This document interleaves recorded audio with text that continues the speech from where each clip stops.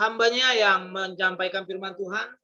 Waktu sudah tepat, kami persilahkan. Shalom. Terima kasih Pak Riko, pujian-pujiannya. Mari kita berdoa sebelum mendengarkan firman Tuhan. Bapa di surga, terima kasih dan puji syukur sekali lagi Tuhan mempertemukan kami di Zoom ini untuk mendengarkan sebagian daripada kebenaran firman Tuhan. Pakailah hamba-Mu, orang yang paling hina ini Tuhan, untuk betul-betul mengutarakan kebenaran firman-Mu yang betul-betul berdasarkan Alkitab. Sehingga kebenaran-Mu ini betul-betul masuk pada hati dan pikiran setiap anak-anak yang mendengarkan firman Tuhan melalui Zoom ini Tuhan. Biarlah Engkau menguasai kami, keberadaan kami. Engkau memimpin kami jalannya pemberitaan firman ini awal, pertengahan, hingga akhir dengan baik. Dan kuasa Tuhan yang bekerja dengan leluasa. Sehingga bisa dengan menyediakan tanah yang subur untuk benih firman-Mu jatuh pada tempat yang baik dan tidak sia-sia. Terima kasih Bapa. Berfirmanlah pada hamba-Mu sekali lagi Tuhan, hamba butuh Engkau tanpa pertolongan dari Roh Kudus. Kami tidak mungkin bisa memberitakan kebenaran firman Tuhan. Tolonglah kami dan kuasailah kami. Dalam nama Tuhan Yesus, saya berdoa dan ucapkan syukur. Yang saya katakan, amin. Saudara, mari kita baca dalam kitab Ibrani 13, saudara, 1 sampai 25. Saudara. Cukup panjang ayat ini, tapi nanti saya akan singkat untuk berkhotbah ayat per ayat. Saudara. Saya minta tolong dengan hormat Pak Riko Sihan bisa membacakan firman ini untuk saya. Untuk Zoom ini, Ibrani 13 ayat 1 sampai 25.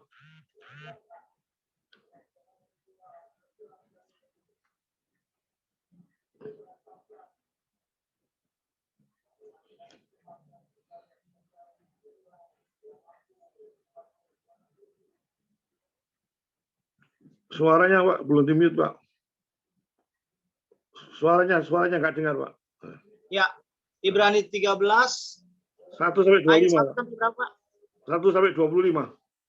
Us, Ibrani 13 ayat 1 sampai 25 ya, Pak? Ya, cukup cepat aja apa-apa langsung. Ibrani 13 ayat 1. Ibrani 13 ayat 1. Judulnya nasihat dan doa selamat ya, Pak? Iya, betul, Pak. Oke. Ibrani 13 ayat 1 sampai 25, demikian firman Tuhan. Peliharalah kasih persaudaraan. Jangan kamu lupa memberi tumpangan kepada orang, sebab dengan berbuat demikian beberapa orang dengan tidak diketahuinya telah menjamu malaikat-malaikat. Ingatlah akan orang-orang hukuman, karena kamu sendiri juga adalah orang-orang hukuman. Dan ingatlah akan orang-orang yang diperlakukan sewenang-wenang, karena kamu sendiri juga masih hidup di dunia ini. Hendaklah kamu semua penuh hormat terhadap perkawinan, dan janganlah kamu mencemarkan tempat tidur. Sebab orang-orang sundal dan penjina akan dihakimi Allah. Janganlah kamu menjadi hamba uang, dan cukupkanlah dirimu dengan apa yang ada padamu. Karena Allah telah berfirman, Aku sekali-kali tidak akan membiarkan engkau, dan aku sekali-kali tidak akan meninggalkan engkau. Ayat 6, sebab itu dengan yakin kita dapat berkata, Tuhan adalah penolongku. Aku tidak akan takut, apakah yang dapat dilakukan manusia terhadap aku. Ayat 7, ingatlah akan pemimpin-pemimpin kamu yang telah menyampaikan firman Allah kepadamu. Perhatikanlah akhir hidup mereka dan contohlah iman mereka. Ayat 8, Yesus Kristus tetap sama baik kemarin maupun hari ini dan sampai selama-lamanya. Janganlah kamu disesatkan oleh berbagai-bagai ajaran asing, sebab yang baik ialah bahwa hati kamu diperkuat dengan kasih karunia dan bukan dengan pelbagai makanan yang tidak memberi faedah kepada mereka yang menuruti aturan-aturan makanan macam itu. Ayat 10, kita mempunyai suatu mesbah dan orang-orang yang melayani kemah tidak boleh makan dari apa yang di dalamnya. 11, karena tubuh binatang-binatang yang darahnya dibawa masuk ke tempat kudus oleh imam besar sebagai korban penghapus dosa dibakar di luar perkemahan. Ayat 12, itu jugalah sebabnya Yesus telah menderita di luar pintu gerbang untuk menguduskan umatnya dengan darahnya sendiri. 13, Karena itu marilah kita pergi kepadanya di luar perkemahan dan menanggung kehinaannya. 14. Sebab di sini kita tidak mempunyai tempat tinggal yang tetap. Kita mencari kota yang akan datang. 15.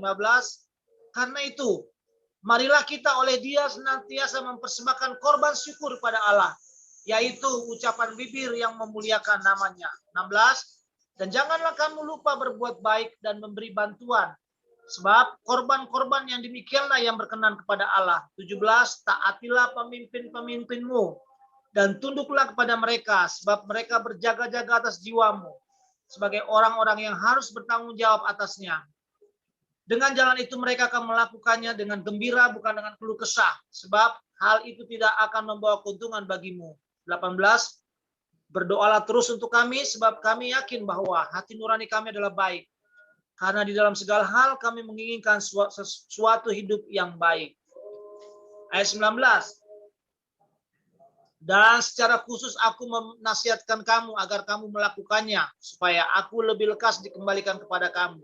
20. Maka Allah damai sejahtera yang oleh darah perjanjian yang kekal telah membawa kembali dari antara orang mati Gembala Agung segala domba, yaitu Yesus Tuhan kita. 21. Sekiranya memperlengkapi kamu dengan segala yang baik untuk melakukan kehendak-Nya dan mengerjakan di dalam kita apa yang berkenan kepadanya oleh Yesus Kristus.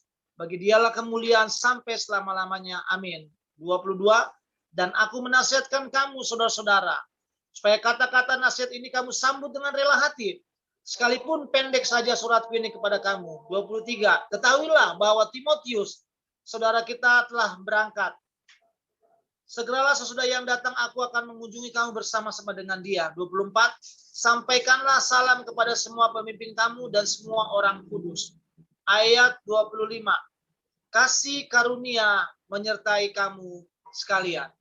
Demikian firman Amin. Tuhan. Amin. Terima kasih Pak Riko atas yang cukup panjang sama. ini. Memang ayatnya cukup panjang 1-25, tapi saya mencoba untuk menjelaskan secara ayat per ayat, tapi secara global saja supaya singkat ini, supaya saya tanya jawab yang lebih banyak. Saudara, kalau kita perhatikan ayat 1-3, saudara, ada nasihat Yesus yang harus kita lakukan. Saudara.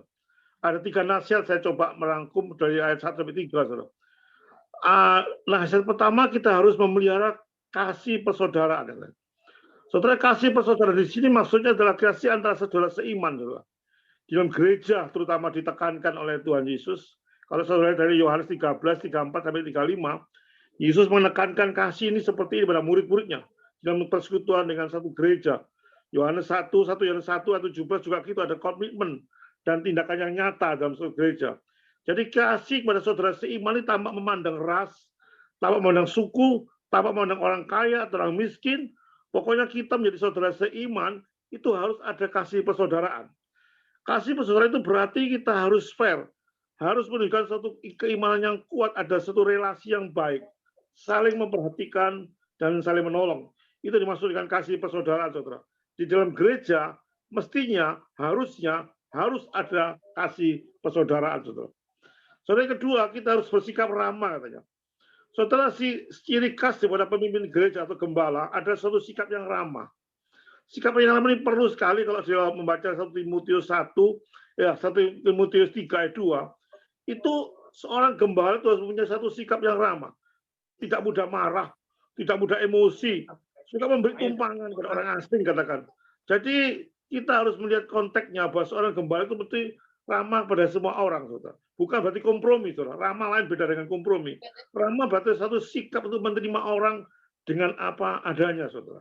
Itu yang kedua, saudara. Yang ketiga, saudara, kita harus merasakan juga penderitaan atau kekurangan sesama kita. Karena kita juga masih hidup di dunia, saudara. Ini mengacu pada orang yang percaya, yang dipenjarakan karena imannya, saudara. Kalau kita tahu ada orang yang beriman, percaya, dipenjarakan, saudara, kita harus ikut merasakan suatu penderitaannya. Dan kita harus merasakan kekurangannya. Juga mengacu kepada orang yang jatuh miskin karena ada penindasan dari pihak luar, saudara. Itu juga harus kita bantu, saudara. Itu kita perjelas lagi dalam Kisah Rasul di dalam Matius 25 ayat 36 misalnya, atau 2 Timotius 1 ayat 15 di mana pada waktu Paulus di penjara, semua orang meninggalkan dia, saudara. Dan itu supaya jangan sampai terjadi pada jemaat-jemaat di mana saudara berada, supaya pada saat saudara tahu saudara seiman saudara dipenjara karena ketidakadilan, saudara ada satu ada satu empati, saudara. Itu dimaksud, saudara. Saudara, kalau kita membaca ayat 4 sampai ayat 6, saudara. Kalau saudara tadi memperhatikan ayat 1 sampai 3, itu nasihat daripada Tuhan Yesus untuk saudara lakukan. Itu ayat 1 sampai 3. Kalau kita membaca dalam ayat 4 sampai 6, itu adalah nasihat Tuhan Yesus yang tidak boleh saudara lakukan. Tadi ayat 1 sampai 3 saya membahas nasihat daripada Tuhan Yesus untuk saudara lakukan. Itu nasihat adalah kasih persaudaraan, ada keramatamaan dan sebagainya. Tapi dalam ayat 4 sampai 6, saudara, itu nasihat Tuhan Yesus kepada saudara-saudara supaya apa saudara jangan lakukan, saudara. Saudara, kalau saya membaca dua nasihat, ada dua nasihat supaya Tuhan Yesus menasihati kepada saudara, ini loh jangan dilakukan.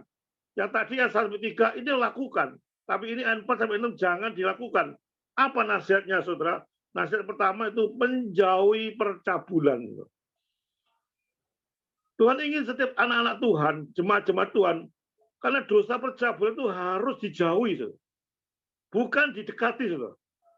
Saya berulang-ulang kali khotbah-khotbah yang tidak bosan-bosannya saya berikan nasihat pada jemaat, pada saudara-saudara. Kalau sudah menghadapi masalah percabulan atau perzinaan, semua Alkitab mengatakan jauhilah. Jauhilah, jangan mendekat, saudara. Kalau saudara menghadapi masalah keuangan, kalau saudara menghadapi masalah percekcokan atau menghadapi masalah apapun, saudara, itu hadapi. Tapi kalau masalah percabulan, saudara, jangan pernah menghadapi, saudara. Gak bisa saudara bisa menghadapi percabulan itu dengan cara-cara saudara. Pasti saudara jatuh, saudara. Makanya pada waktu saya diminta sama satu gereja untuk membuka ruko, nyewa ruko di sebelahnya diskotik, saudara. Saya dipanggil oleh pendetanya, ada satu rencana mau menyewa ruko di sebelahnya diskotik. Katanya dia, nanti ada orang-orang diskotik keluar, kita injili di sana. Kita jemput bola.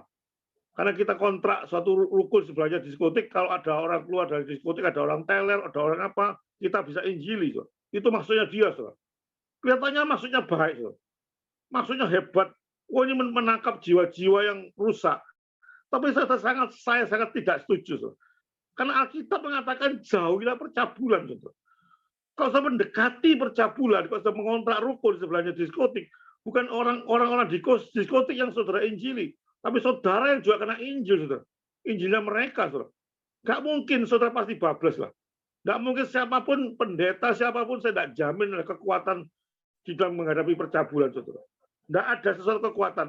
Juga saya pernah lihat di sekolah teologi ada mahasiswanya minta izin supaya ada survei di suatu tempat pelacuran. Saya katakan nggak bisa. Tidak pernah bisa survei tempat pelacuran. Kamu yang nanti kena. Teman saya SMA, waktu dia sekolah di bidang sosial di UNER, dia mengambil satu tesis mengenai pelacuran. Dia mengambil satu tema di pelacuran. Akhirnya kena dia kawin dengan seorang pelacur. Saudara, kalau pelacuran atau perzinaan itu, saudara, nasihat pada Alkitab, jauhilah, jangan mendekat, saudara. Setelah perkawinan, jangan percabulan, itu berarti perkawinan kita itu betul-betul perkawinan yang disahkan oleh Tuhan. Kalau menjadi Kejadian 2 ayat 18-24 atau Matius 19 ayat 6, saudara. Ikatan janji suami istri itu ikatan yang sakral. Dikatakan ikatan yang seumur hidup.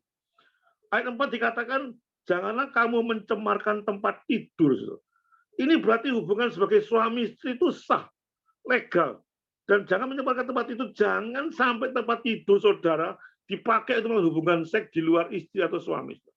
Itu satu kejijikan. Ayat 4 mengatakan demikian. Tuhan menghakimi orang sundal dan pezina, dua-dua dihakimi. Baik pelacurnya maupun pezinanya juga dihakimi. Juga gereja harus bertanggung jawab. Makanya kalau ada anggota gereja mau menikah, saya sarankan gereja itu mengadakan suatu pertemuan-pertemuan yang secara intensif pada orang yang mau menikah, itu diajari bagaimana hubungan seks yang baik, bagaimana caranya mengatasi, bagaimana menghindari dan sebagainya. Karena gereja juga ikut andil untuk memberikan pelajaran bagi jemaat-jemaatnya masalah ini, saudara. Mau tidak mau, gereja harus turun tangan, saudara. Itu nasihat yang tidak boleh saudara lakukan, saudara. Yaitu jauhilah percabulan. Yang kedua, saudara jangan pernah menjadi hamba uang. Dikatakan keserakahan. Kalau saya lihat hamba uang ini kaitannya betul-betul ada banyak dengan kaitan dengan percabulan. Saudara. Karena makin banyak uang, makin polanya makin banyak. Saudara. Dikatakan bahasa Inggrisnya, the more you have, the more you want. Makin banyak uang, makin banyak godaan. Dan akhirnya saudara terpelanting pada masalah perjinahan Jakarta. Makin saudara terkenal, makin banyak uangnya. Di situ saudara jatuh. Saudara. Dan saya lihat pendeta-pendeta, bukan saya semua pendeta, saya tidak banyak pendeta, kira-kira 60-70% jatuhnya dalam masalah perjinahan. Karena dia merasa punya kedudukan tinggi. Karena dia merasa punya uang, punya sebarangnya, punya fasilitasnya. Begitu enaknya melakukan suatu percabulan. Dan dosa percabulan dosa yang paling enak. Saudara. Tidak menyakiti orang. Saudara. Tidak menjadi takut ditangkap polisian. Enggak. Karena memang nikmat. Saudara. Itu yang paling bahaya. Saudara. Dosa seperti ini. Saudara. So, dalam Matius 6 ayat 24, 1 Timotius 6:10, saudara, akar dari segala kejahatan cinta uang. Saudara jangan sampai saudara hamba Tuhan cinta uang. Saudara. Betul uang itu perlu, saudara. Siapa tidak perlu uang? Semua perlu uang. Tapi kalau sudah masalah cinta uang, ini jadi problem, saudara. Karena cinta uang itu menuju ke keserakaan, saudara.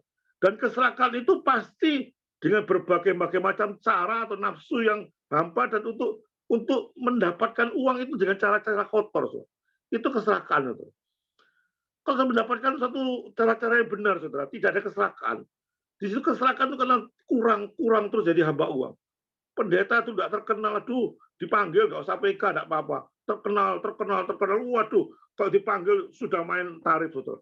Kalau tidak gini tidak mau, kalau tidak gini tidak mau, kalau ada jemput tidak mau. Itu sudah hamba uang. Saudara. Bukan lagi seorang hamba Tuhan. Seorang hamba Tuhan menerima Injil gratis, mendapatkan Injil gratis juga mesti harus menyampaikan dengan gratis, saudara. Dan saya lihat banyak hamba Tuhan seperti itu, saudara. Dulu padahal tidak terkenal dijemput mobil biasa mau. Begitu terkenal langsung minta dijemput Alphard, Mercy, kalau nggak dijemput nggak mau. Saudara, ini saya bukan omong kosong. Saudara. Ini suatu kenyataan terjadi seperti ini, saudara. Nggak bisa, memang harus diungkapkan secara gamblang. Nggak usah sungkan-sungkan, saudara. Di dalam khotbah itu memang keadaannya seperti ini, saudara. Karena saya bukan ngecap, bukan omong kosong, bukan fitnah. Kenyataannya ada, saudara. Kalau saudara mau, saya tunjukkan hamba-hamba Tuhannya siapa. Kalau Japri, saudara, saya akan tunjukkan. Saudara. Bagaimana mereka lupa bahwa dia seorang hamba Tuhan, bukan hamba uang. Tapi uang itu membuat dia lupa segala-galanya, saudara. Itu keadaan, saudara. Soal ayat 5b katakan, di mana Tuhan menjamin, saudara, aku sekali-sekali tidak akan membiarkan engkau dan meninggalkan engkau. Janganlah menjadi hamba uang. Cukupkanlah, saudara, dengan keadaan saudara apa adanya. Tuhan tidak akan pernah meninggalkan. Itu jaminan Tuhan. Kenapa Tuhan sudah menjamin saudara? Saudara seringkali takut kekurangan uang. Hamba Tuhan seringkali takut. Kalau kurang uang bagaimana? Kalau ini bagaimana? Saudara? Ini jaminan bahwa Tuhan tidak meninggalkan engkau. Saudara. Setelah kita bahas lagi ayat 7-8 supaya cepat. Saudara. Soal ayat 7 dan 8 ini supaya saudara mendoakan orang-orang yang menjadi gembala-gembala saudara atau menjadi pendahulu saudara. Itu guru katakan atau gembala lah. Itu memang harus perlu diperhatikan, saudara. Suatu kebahagiaan seorang guru itu ya, saudara. Kalau saya lihat guru, katakan guru, bertemu dengan seorang bekas muridnya yang sudah terkenal, tapi muridnya itu mau menyapa gurunya, itu satu kebanggaan bagi gurunya, saudara. Itu kebanggaan ayat 7-8. Hormatilah gurumu, hormatilah pemimpinmu. Maka kamu terhadap keadaan apapun, hormati, bahwa kamu pernah ditolong, kamu pernah diajar, kalau pernah diberikan pengetahuan, sehingga kamu pada saat kamu terkenal, jangan sampai lupa. Misalnya kacang jangan lupa kulitnya, jangan lupa kacangnya, tidak tahu saya. Jangan lupa kulitnya, saudara. Itu jangan sampai lupa. Saudara, satu hal yang betul harus meningkatkan ajaran bahwa pendeta atau hamba-hamba Tuhan itu saudara mesti harus hormati, karena mereka dengan berjerih memberitakan firman Tuhan untuk kebaikan saudara.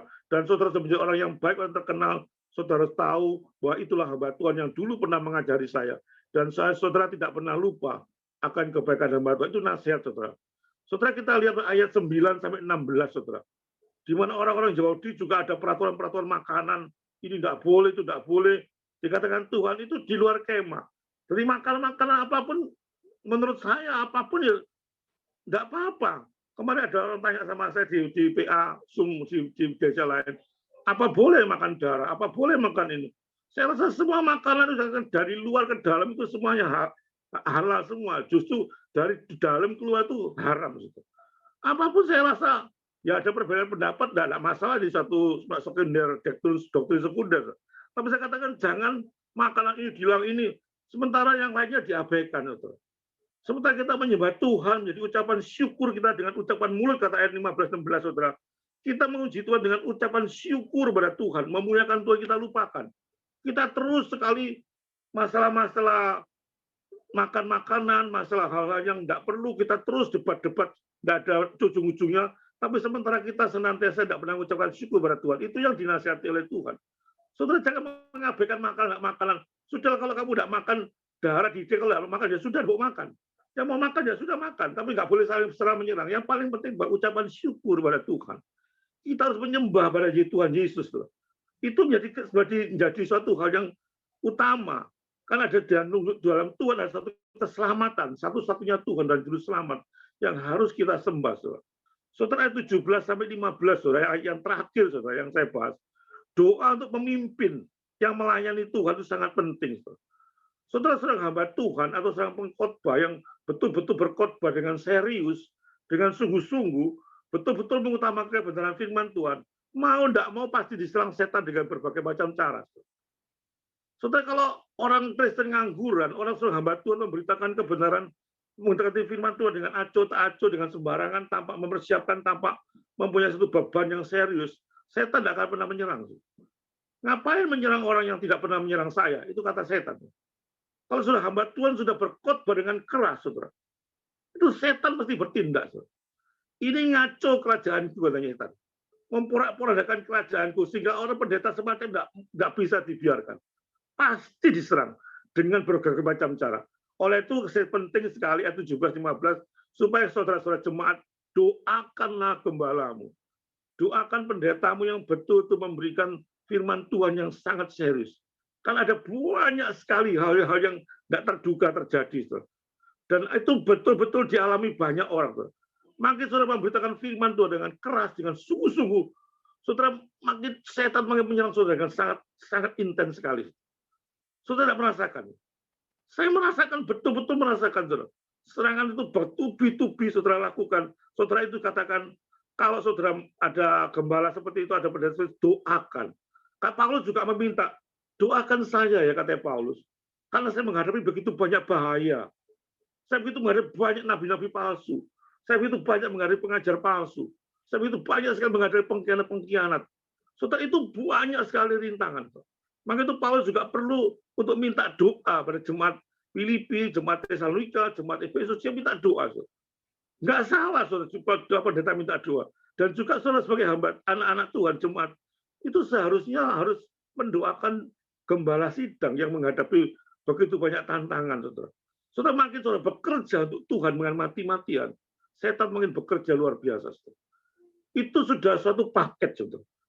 Ucapan untuk betul-betul saudara harus mendoakan hamba-hamba Tuhan yang sangat serius, itu bagi saya satu hal yang sangat perlu, saudara. Makanya di gereja diadakan persoalan doa, yaitu untuk menunjang hamba Tuhan atau menunjang banyak pelayan-pelayan yang lain.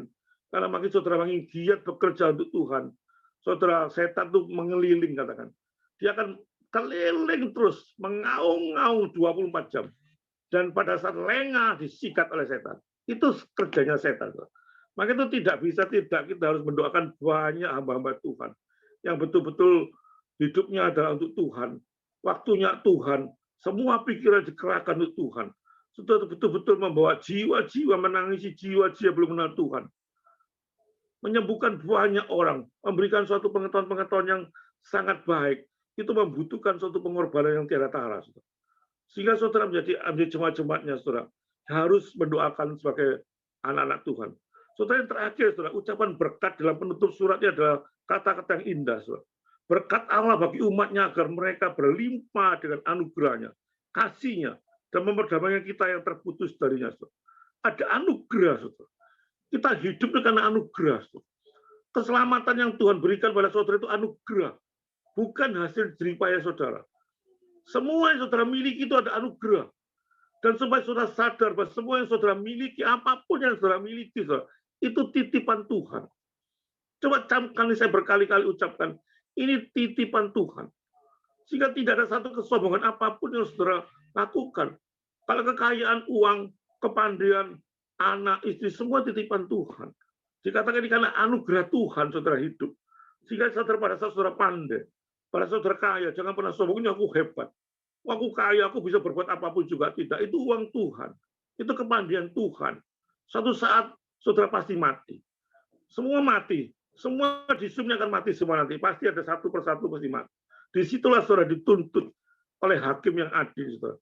Berbuat apa saudara-saudara diselamatkan oleh Tuhan? Apa yang harus kami lakukan untuk Tuhan? Itu menjadi pokok persoalan saudara dan saya. Saudara jangan pernah sombong bahwa semua apapun itu titipan.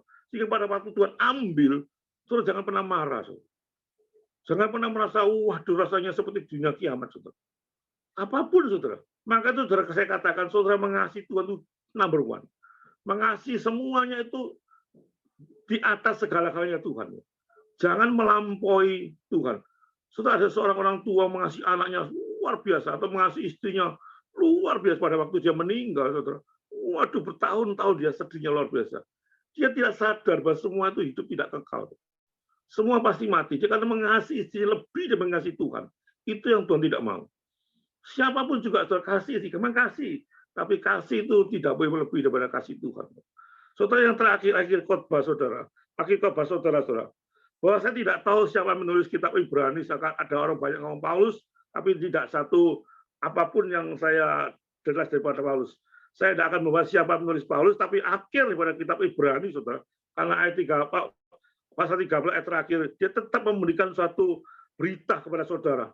Di dalam akhir kitabnya dia mengatakan ada 3 hal yang coba saya rangkum di dalam kitab Ibrani 13 itu. Dikatakan, hei orang-orang, tetaplah teguh, saudara. Tetaplah teguh beriman pada Tuhan Yesus. Itu nasihat yang terakhir Tuhan beri. Tetap teguh beriman pada Tuhan Yesus. Yang kedua, jagalah kekudusan. Tanpa kekudusan, saudara tidak akan berarti apa-apa. Yang ketiga, bagaimana ada melakukan perbuatan yang menghormati Kristus. Senantiasa kita taat pada Tuhan, hormat pada Tuhan, rasa takut, rasa cinta pada Tuhan, rasa taat pada Tuhan, sehingga kita membuat pada waktu kita melakukan suatu dosa, kita lihat Kristus begitu cintanya pada saudara. Kita begitu mencintai saudara, sehingga pada waktu melakukan suatu dosa, saudara ingat Kristus, sehingga saudara bisa membuang itu dosa. Ada 3 hal yang saya rangkum dalam seluruh pasal 13 itu, tetap teguh beriman pada Tuhan, apapun keadaan saudara. Saudara jangan sampai meninggalkan Tuhan di tengah-tengah hidup saudara dengan situasi, kondisi apa. Kalau sampai mati pun, sampai detik-detik terakhir katanya Paulus, aku akan mengakhiri pertandingan dengan baik. Saudara. Itu kata-kata Paulus yang luar biasa. Aku sudah mengakhiri pertandingan dengan baik. Dan aku boleh duduk di surga. Disediakan tempat oleh Tuhan. Satu kekekalan. Saudara. Itu manisnya sebagai anak Tuhan. Biarlah saudara khotbah yang singkat, walaupun ayatnya cukup panjang, saya mencoba meringkas-ringkas secara detail itu pesan-pesan daripada pasal 13 supaya saudara jelas secara gamblang apa diinginkan oleh Tuhan. Ada nasihat-nasihat yang harus dilakukan, ada nasihat-nasihat yang saudara tidak boleh lakukan, dan bagaimana perintah-perintah saudara mendoakan banyak hamba-hamba Tuhan dan sebagainya. Saudara. Biarlah firman menjadikan satu pedoman atau kekuatan bagi saudara dan saya untuk bisa melangkah ke depan dengan mencintai Tuhan secara serius. Amin, saudara-saudara. Kita serahkan pada Pak Riko atau pada Pak siapa untuk bisa langsung pada tanya jawab atau bisa menambahi. Mungkin ada kekurangan saya atau apapun, saya serahkan. Karena waktunya masih cukup banyak. Oke, baik. Ada yang mau menanggapi firman Tuhan? Ada yang mau bertanya? Mumpung ada hambanya yang memberikan waktu untuk kita yang ingin bertanya 1-2 orang, silakan waktu tempat saya persilakan, waktu masih bisa. Mari waktu tempat saya persilakan untuk bertanya menanggapi firman Tuhan yang disampaikan oleh hambanya Bapak Isman Handoko.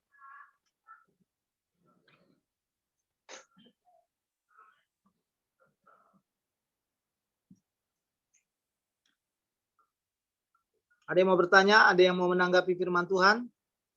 Mungkin Pak Efrianto atau Pak Handoyo. Selamat malam Pak Handoyo, Pak Efrianto. Ya, mohon maaf Pak, aku itu sebenarnya lagi ada acara ini.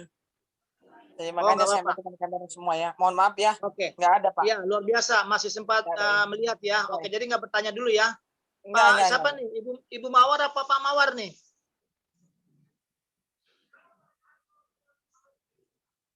Pak Handoyo? Ini Pak, saya mau bertanya nih Pak, kenapa Siap, Hari. sorry, ini Pak Liman Pak nih. Liman. Ya ini kan kalau pendeta kan selalu nasihatin orang ya, begitu ya kan, rendah hati, lemah lembut, apa tetek bengek semua ya kan. Nah udah tuh dan juga pendeta kan kasih nasihatin ya, istri sama suami ya kan.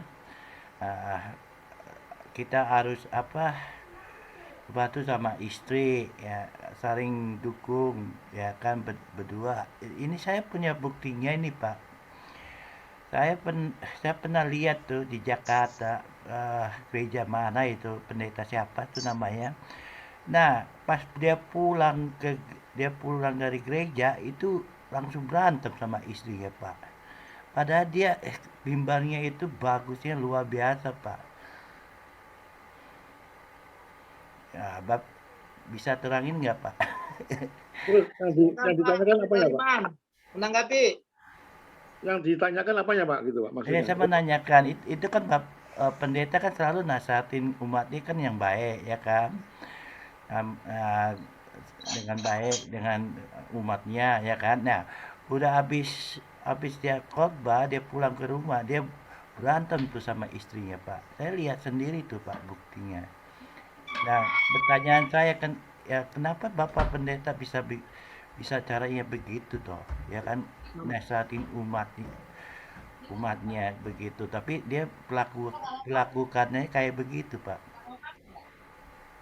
Ya Pak Ari perlu diingat bahwa pendeta pun adalah seorang manusia berdosa Pak. Ya memang Nggak mungkin. betul, ya memang betul. Maka saya jelaskan dulu bahwa pendeta juga seperti manusia berdosa, bukan berarti kita memandang pendeta tuh seperti malaikat yang sempurna, semuanya serba hebat. Ada sayapnya Pak ya.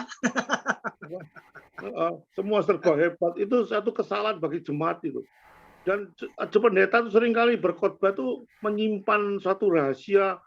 Kalau saya orangnya, saya lemah ya lemah gitu. Nah, memang saya ini keadaan aku seperti ini. Kalau kondisi gini ya gini gitu. Jadi apa tadi ada pendeta yang begitu jaga image seolah-olah tidak berdosa sama istrinya. Itu ada pendeta di Surabaya itu kalau berjalan sama istrinya luar biasa, harus gini. Akhirnya nyeleweng. Akhirnya ketangkep ya. Nah, itu banyak sekali seperti Pak Hari saksikan. Wah pendeta kalau di mimbar luar biasa, kasihlah istrimu. Ya, Ini atau di mari mimbar turun mimbar tukaran sama nyonya nih. Teman-teman. Saudara bukan satu hal mustahil, banyak sekali pendeta seperti model itu.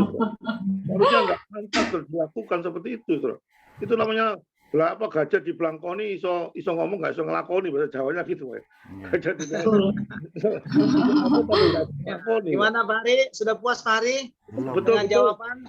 Nah, Pendeta juga manusia ya Pak. Nah, itu bukan berarti kita excuse, enggak, tetap kita harus pertanyakan.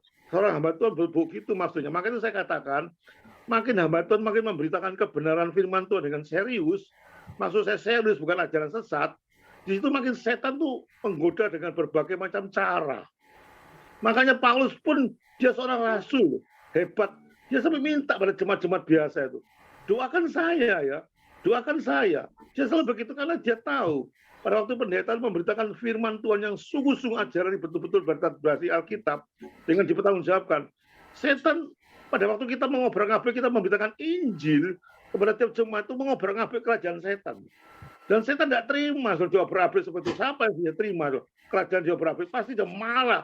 Siapa ini yang ngobrak-ngabrik? Saya dulu kan ikut saya, sekarang kok ikut Tuhan. Ngamuk dia. Itu memang keadaan seperti itu. Makanya dikatakan Paulus, doakan aku menghadapi banyak bahaya. Aku menghadapi banyak nabi palsu. Aku menghadapi banyak pengerja palsu. Cukup bahaya. Saudara, seorang pendeta bukan menjadi seorang malaikat yang sok hebat, tidak pernah didoakan. Jangan sok sombong, sok doa terus. Jangan dikutuskan juga pendeta. Hati-hati, ini banyak orang mengutuskan pendeta sok suci luar biasa. Kalau khotbah di mimbar itu rasanya, waduh hebatnya luar biasa. Saudara. Rasanya ada kesalahan apapun. Sudah justru orang yang mengalami itu justru bahaya, Saudara. Lebih baik ngomong apa adanya. Nggak ada apa-apa, Saudara. Kok saya lebih terang gitu, sekarang Tuhan memerintahkan, ada satu perumpamaan Tuhan ketika ada orang disuruh, ya, tapi nggak dikerjakan, kata Tuhan. Ada orang disuruh, enggak, tapi dikerjakan. Nah, Tuhan pilih mana, Saudara? Kadang-kadang kita, ini loh, aku sudah bicara, ini loh aku, Tuhan, kelemahanku perempuan. Kelemahanku perempuan, aku tidak kuat, Tuhan. Minta Tuhan tolong. Tapi aku tidak pernah berzina. Tidak pernah istri dua. Si satunya, enggak, aku kalau sama perempuan tidak mau, ngeliat tidak mau. Kawin dua, Saudara. Kadang-kadang seperti itu, seolah sok suci, tapi akhirnya bablas, Saudara. Maka itu jangan heran Pak Ari bahwa ada banyak pendeta setelah khotbah itu keluarganya bareng. Makanya saya bilang kalau ngetes pendeta atau ngetes hamba Tuhan tuh tanya nyonyanya, tanya sopirnya, tanya anaknya. Tiap hari itu apa kerjaannya itu? Tiap hari itu apa? Bukan tanya jemaatnya, bukan hari Minggu. Hari Minggu seperti malaikat dia. Kalau hari Senin sampai Sabtu, saya punya pendeta pengusaha itu. Kalau Minggu, waduh, ngajari koyok pinter-pinter. Jangan ini, jangan. Senin sampai Sabtu keluar binatang-binatang semua. Kalau sampai pegawainya ngamuk. Senin sampai Sabtu pegawainya bedes, ketek keluar kabeh, Saudara. Kebun binatang keluar ya, Pak. Rasanya baik gitu. Senin sampai Sabtu ini saya ada, bukan saya fitnah orang, Bu. Betul-betul ada seperti model gini ada. Ya, Tapi Pak. kayaknya ada saya.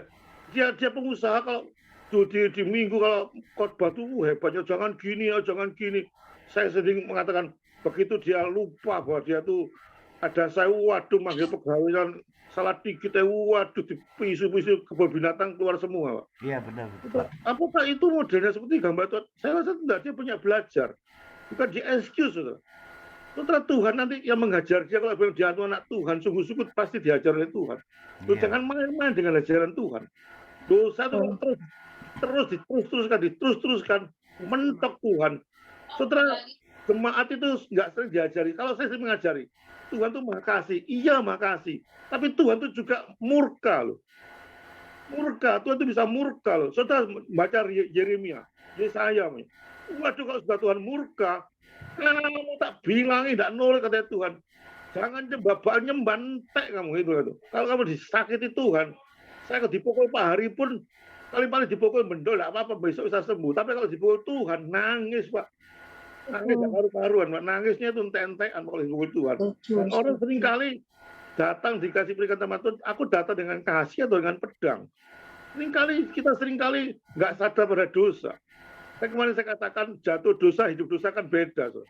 Anak Tuhan bisa jatuh, tapi anak Tuhan tidak bisa hidup. So. Kalau anak Tuhan hidup terus, saya katakan itu bukan pendeta. So. Itu bukan anak Tuhan. Saya yakin dia nabi palsu. Nabi asli saya katakan, satu kali nubuatnya salah, itu saya sudah cap nabi palsu.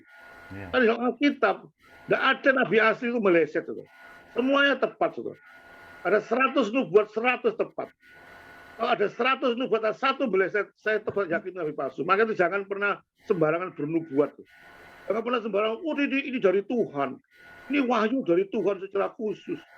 Setelah wahyu sudah ditutup, nabi sudah tidak ada. Jangan main-main dengan mengklaim-klaim nama Tuhan. Hati-hati, banyak belajar firman Tuhan. Ya, saudara dibenarkan firman Tuhan. Saudara, jangan heran Pak Ari, banyak pendeta seperti model. Bukan berarti kita excuse. Nah, kita harus melihat kita sebagai majelis misalnya atau sebagai jemaat, kita harus memberikan teguran pada pendeta. Jangan sungkan negur pendeta. Cuma pendeta kenapa kok begitu sikapnya?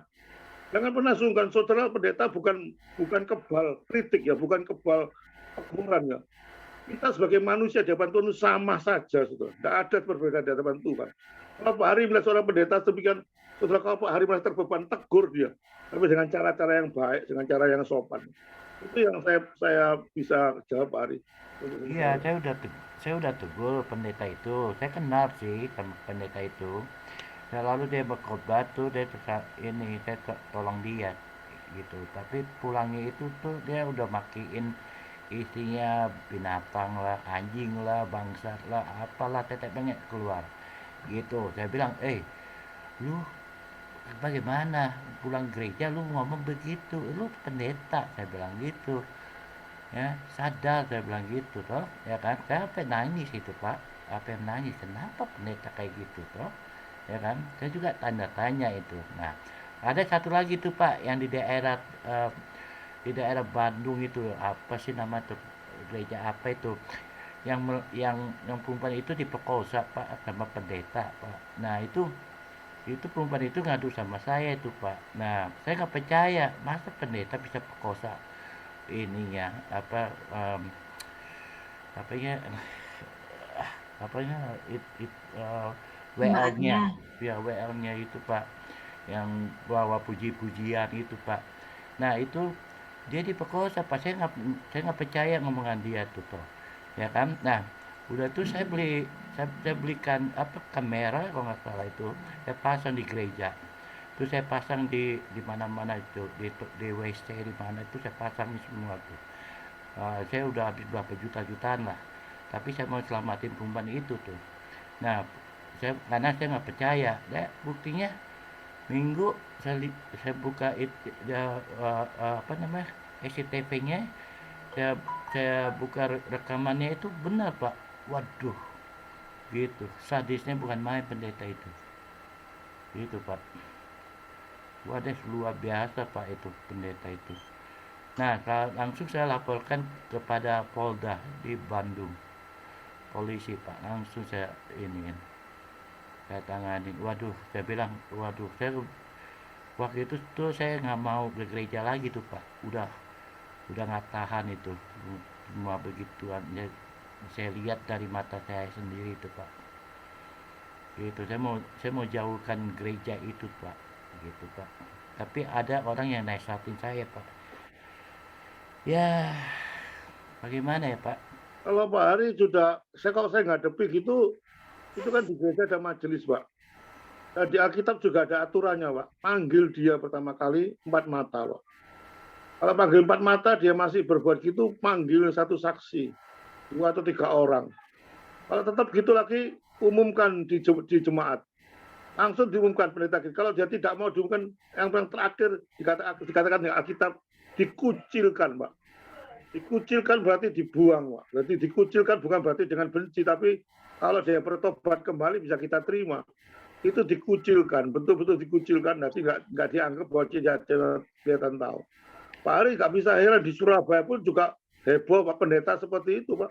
Pendeta yang terkenal itu sebagai suami istri. Suami istri itu terkenal di Surabaya itu kalau sudah masalah keluarga, seminar keluarga, itu nomor 1 Pak, hebatnya Pak. Hebatnya nomor 1, gandengan tangan, seminar di mimbar tuh, waduh ramenya luar biasa. Gerejanya kaya, gerejanya besar, dan terkenal dengan seminar keluarganya, kerukunan suami istri. Kalau ada retret-retret tuh, kerukunan keluarga, dia dipanggil nomor 1. Tapi apa terjadi? Selama 10 tahun, 15 tahun, dia juga memperkosa jemaatnya. Mulai dari berapa tahun, akhirnya ketemu sama papanya pada waktu dia kawin. Baru ketemu ini lawannya besar. Dia punya lawan nih, podo kaya nih, podo sugi, jadi dia tidak bisa apa-apa. Jadi terpaksa dia masuk penjara sekarang ini. Divonis 15 tahun. Karena lawannya cukup berat. Lawannya orang kaya, jadi dia terpaksa masuk penjara. Kalau lawannya mungkin tidak punya uang, dia mungkin tempel uang polisinya bisa beres. Tapi ini lawannya cukup berat. Tuhan kasih dia lawan berat. Dan orang yang anaknya diperkosa ini orang kaya juga. Jadi sama-sama kayanya sehingga dia tidak mau sampai kehilangan, sehingga penjara. Kita banyak sekali kejadian-kejadian seperti itu. Dan kalau kita melihat seperti itu, kita kecewa pada gereja, tidak boleh kecewa. Itu kan oknum, Pak. Itu kan ada sesuatu, kita makin sadar pada Tuhan bahwa kita tidak ada apa-apanya. Kalau kita bisa berbuat sesuatu baik, kalau kita bisa berbuat sesuatu yang kudus berkenan, sadar bahwa itu Tuhan, bukan kita kok. Contohnya kita itu dosa, Pak. Kita tidak usah menghakimi orang gitu-gitu, Pak. Kita dewek itu dosanya luar biasa, Pak. Jadi kalau bukan Tuhan yang menolong, gak mungkin saya bisa berbuat yang baik, Pak. Itu satu prinsip bagi seorang anak Tuhan. Tidak ada kalau Tuhan, kenapa kau berbuat? Iya, aku gini. Tidak bisa. Semua itu karena Tuhan. Jadi kalau saya mengatakan aku tidak sampai kawin 2, kawin 3, perkawinanku sampai berapa tahun, kenapa kok langgeng? Karena Tuhan. Kalau juga bukan Tuhan yang menolong, nggak mungkin saya tahan. Karena itu Tuhan, makanya saya bilang kecil lagi, katakan, jangan pernah sombong. Kesombongan rohani itu paling peka, saudara. Kalau sudah merasa sombong, rohani paling baik, itu kejatuhan. Iya, Pak. Justru Paulus, saudara, coba saya perhatikan Paulus ya, Pak Riko, coba perhatikan Paulus. Dia ada 5 kali ngomong, saudara. Pertama dia bilang, saya adalah orang yang berdosa di antara semua rasul. 3 tahun lagi, saudara, dia banyak belajar firman, dia bicara, saya adalah orang yang berdosa di antara semua diaken. Ketika dia belajar firman lagi, dikatakan, saya berdosa di antara para tua-tua dan sebagainya. Yang keempat, kelima, saya berdosa di antara jemaat. Kita makin banyak belajar firman Tuhan, makin sadar bahwa kita berdosa. Dan makin sadar kita berdosa, makin tergantungan kita pada Tuhan itu makin luar biasa. Maka itu kita nggak bisa. Tuh. Kita bisa lepas daripada suatu adiktif, suatu kecanduan itu karena Tuhan. Bukan karena kehebatan kita, bukan. Nggak ada kehebatan kita, itu karena Tuhan. Tuhan mempunyai berjuta cara. Itu Tuhan cara kerja, saudara. Yang penting saudara mau dirubah oleh Tuhan. Dan jangan memandang manusia, terkutuk orang memandang manusia atau tergantung manusia. Kita pandang pada Tuhan Yesus. Dia adalah Allah yang begitu cinta pada saudara saya. Dan wajib saudara, satu keharusan untuk tetap mencintai Tuhan di tengah-tengah situasi, kondisi apapun yang saudara alami. Jangan pernah tersandung oleh keadaan seseorang. Pendeta atau banyak pendeta dikultuskan. Banyak pendeta di Surabaya itu sogenya luar biasa, akhir hidupnya tidak karu-karuan. Banyak saudara seperti itu. Makanya jangan dikatakan seperti itu supaya kita mencoba untuk melihat pada Tuhan secara sungguh-sungguh. Bukan gitu, Pak. Ini ada rumah itu digebukin, Pak. Ya, sampai belakangnya. Aduh, aku buka bajunya dia, saya suruh buka, saya lihat, waduh, tak badannya itu kayak garis-garis begini, Pak, dipukul pakai ban pinggang gitu. Nah udah tuh kan dia orang kampung nih perempuan itu, dan asalnya dari Islam, dan dia masuk ke Kristen. Nah dia jago nyanyi. Nah udah jago nyanyi itu pas itu diperkosa itu, Pak, pas pulang dari gereja itu dia dibawa kemana gitu. Nah udah dia dipukul, Pak, gitu. Pas saya lihat apa ya, saya nggak percaya pendeta bisa abuse perempuan itu. Nah maka itu saya bayarin tuh kamera itu, saya suruh orang pasangin semua. Benar nyatanya pendeta itu, Pak, kayak bajingan gitu, Pak. Aduh, saya lihat anak itu, Pak, aduh sengsara, Pak. Saya bilang, saya bawain ke rumah sakit, saya rawat, saya kasih ya orang miskin tuh, Pak.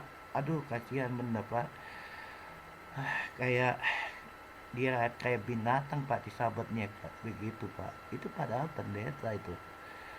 Saya juga nggak mengerti kenapa perbuatan gitu pendeta-pendeta di Indonesia beginilah, begitulah. Ya, bukan saya menuduh pendeta, ya kan. Ada yang pendeta yang baik juga ada, tapi yang ini bajingan itu pendeta itu. Kalau saya memandang itu, kalau saya sendiri memandang pendeta dalam keadaan kondisi itu memang, makanya kalau saya waktu khotbah Pak Ari, saya tidak mau menyebutkan nama hamba Tuhan. Kalau hamba Tuhan itu jatuh dalam hal-hal perzinaan, kejahatan itu, karena saya yakin suatu saat bisa bertobat, kan siapa tahu gitu loh, Pak.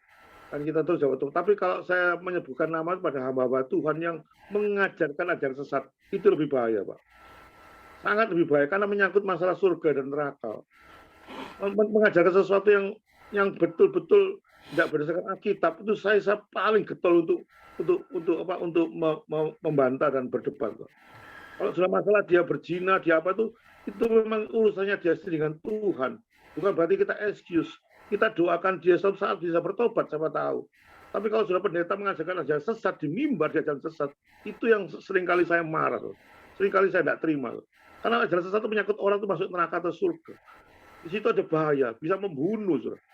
Kalau pendeta melakukan sesuatu perbuatan-perbuatan secara jasmani pun kalau satu saat bertobat, puji Tuhan. Tapi kalau pendeta mengajarkan ajaran sesat, waduh, saya paling nggak terima. Paling nggak terima.